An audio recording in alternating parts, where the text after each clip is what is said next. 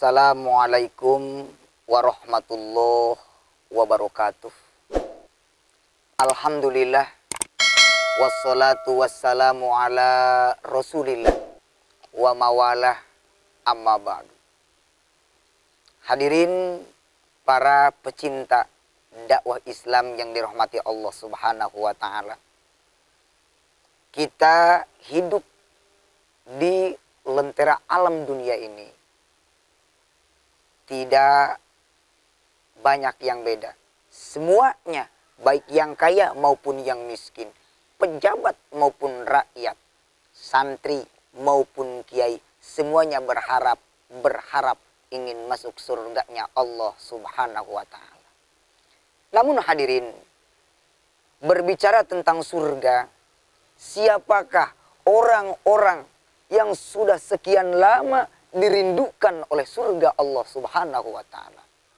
Maka sebagai jawabannya, 14 abad yang silam, 1400 tahun yang sudah terlewati, Habiban al-Karim, Kangjeng Nabi Muhammad sallallahu alaihi wa alihi wasallam sudah memberikan jawabannya. Sabda Nabi, al-jannatu mustaqotun fi arba'ati nafarin. Surga sudah rindu, surga sudah kangen kepada 4 golongan manusia yang sekarang berada di muka bumi. Siapa yang pertama?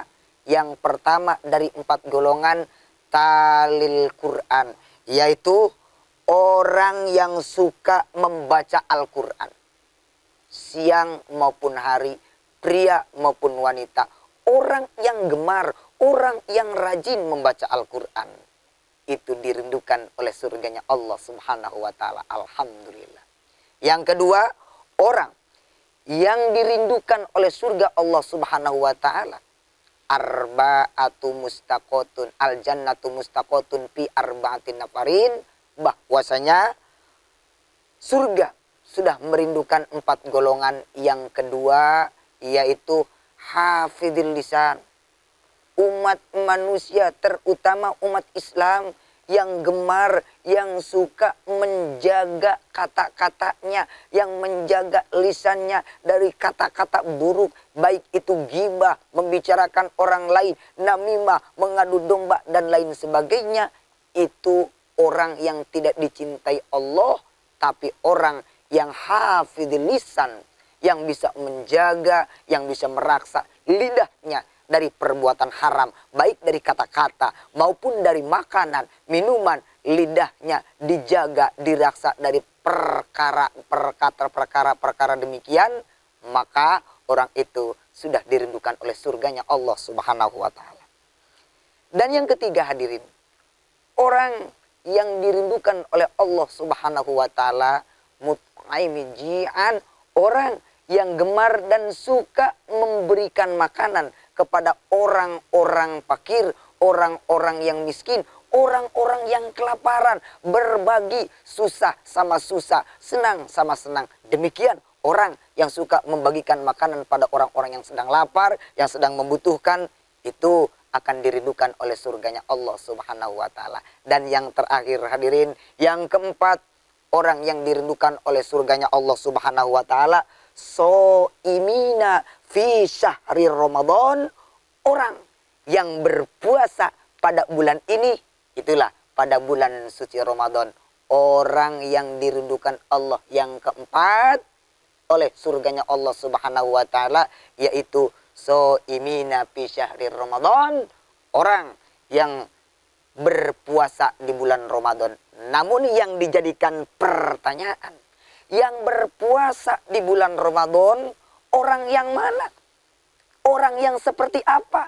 Karena saya mengkategorikan berpuasa umat Islam itu kebagi dengan 2 perkara. Ada yang pertama puasanya puasa ulat, yang kedua puasanya puasa ular. Bagaimana puasanya ular? Ular juga berpuasa. Ular juga suka tidak makan. Ular juga suka tidak minum. Ular juga suka tidak kemana-mana. Zaman sekarang mengatakan ular juga suka lockdown. Ular juga suka berpuasa. Kapan ular berpuasa? Ketika ular mau mengganti kulitnya. Setelah beres puasa, diganti kulitnya, apakah ular tersebut berubah bentuk? Tidak, hadirin. Warnanya tetap warna ular, bentuknya tetap bentuk ular, jisimnya tetap jisim ular. Walaupun berpuasa, ular tidak merubah bentuknya. Namun ada yang satu lagi, yang kedua, puasanya puasa ulat. Bagaimana ulat berpuasa?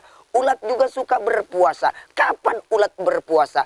Ketika ulat berpuasa akan merubah metamorfosis sebagai ulat, akan menjadi kepompong. Kepompong akan merubah menjadi kupu-kupu. Disitulah ulat suka berpuasa. Padahal hadirin, ulat berpuasa tadinya makannya cuma daun-daunan, jalannya suka merayap. Itu adalah ulat.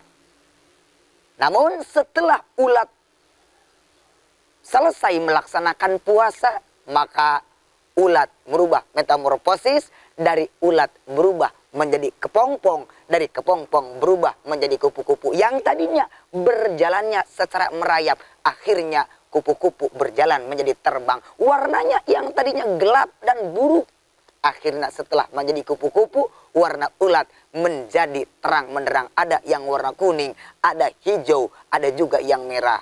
Itulah keindahan yang menjadi kupu-kupu. Jalannya tidak merayap lagi, bisa terbang hingga kemana-mana. Makannya yang awalnya dedaunan, akhirnya kupu-kupu makan jadi madu-maduan yang manis-manis. Begitupun manusia, kita umat Islam. Puasanya, apakah puasa kita puasa ular? Yang begitu beres puasa, setelah selesai puasa, tetap menjadi diri kita sendiri. Apakah kita bisa merubah diri kita menjadi lebih baik, menjadi lebih bagus? Yang tadinya iman, ditambah keimanannya. Yang tadinya taat kepada Allah, ditambah ketaatannya. Itu adalah puasanya ulat, bagaikan orang yang menambah keimanan, menambah ketaatan, menambah ibadah kepada Allah Subhanahu wa ta'ala. Hadirin yang budiman yang dirahmati Allah Subhanahu wa ta'ala. Namun berbicara tentang puasa, satu pesan dari saya yang amat sangat harus diperhatikan. Di dalam berpuasa ini, berpuasa kita untungnya berpuasa hanyalah menahan rasa lapar dan haus. Aku sanggup. Kalau puasa menahan rasa rindu aku kepada dirinya, mungkin aku tidak sanggup. Akhirul kalam, bila hidayah wa taufik, wa hasbunallah wa ni'mal wafiq. Wassalamualaikum warahmatullahi wabarakatuh.